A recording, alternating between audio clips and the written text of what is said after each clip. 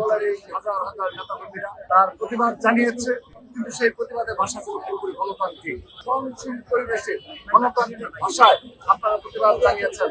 Social মিডিয়ায় মাননীয় প্রধানমন্ত্রী তার অন্যকে নিয়ে যে ধরনের ধারাবাহিকভাবে নিউর অবস্থানের চূড়ান্ত মাত্রায় যখন উপনীত হয়েছে, সেই পর্যায়ে ছাত্র দলের এই হাজার হাজার নেতাকর্মীরা তার প্রতিবাদ জানিয়েছে, কিন্তু সেই প্রতিবাদের ভাষা ছিল পুরোপুরি গণতান্ত্রিক।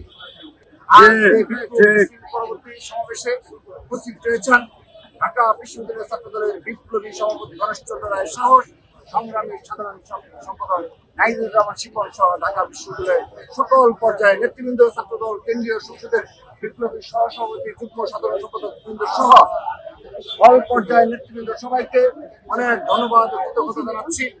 আজ অত্যন্ত সহনশীল পরিবেশে গণতান্ত্রিক ভাষায় আপনারা প্রতিবাদ জানিয়েছেন।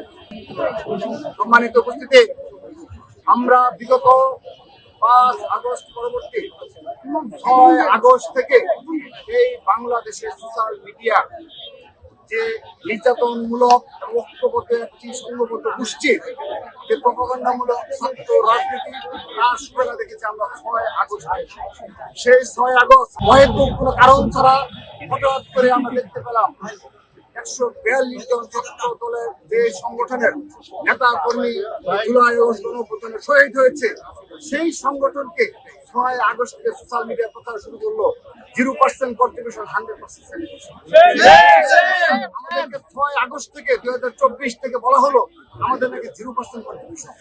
তো এটি ছিল পূর্ব পরিকল্পিত, অর্থাৎ আমাদেরকে এই বাংলাদেশ থেকে যেভাবে হোক ষড়যন্ত্রমূলক সংগঠনকে যেভাবে হোক এই প্রপাগান্ডামূলক রাজনীতির মাধ্যমে এদেরকে ঘায়েল করা। আমরা দেখেন সেই 6 আগস্ট থেকে আজকের দিন পর্যন্ত হাজার হাজার মব হয়েছে, হাজার হাজার মিথ্যা প্রপাগান্ডামূলক ফটোকার্ড তৈরি করা হয়েছে।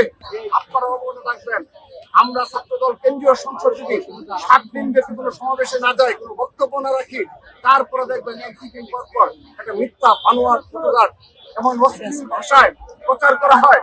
এবং তারা কারা, যারা এভাবে সারা দেশ ব্যাপী ঐক্যবদ্ধ হবে।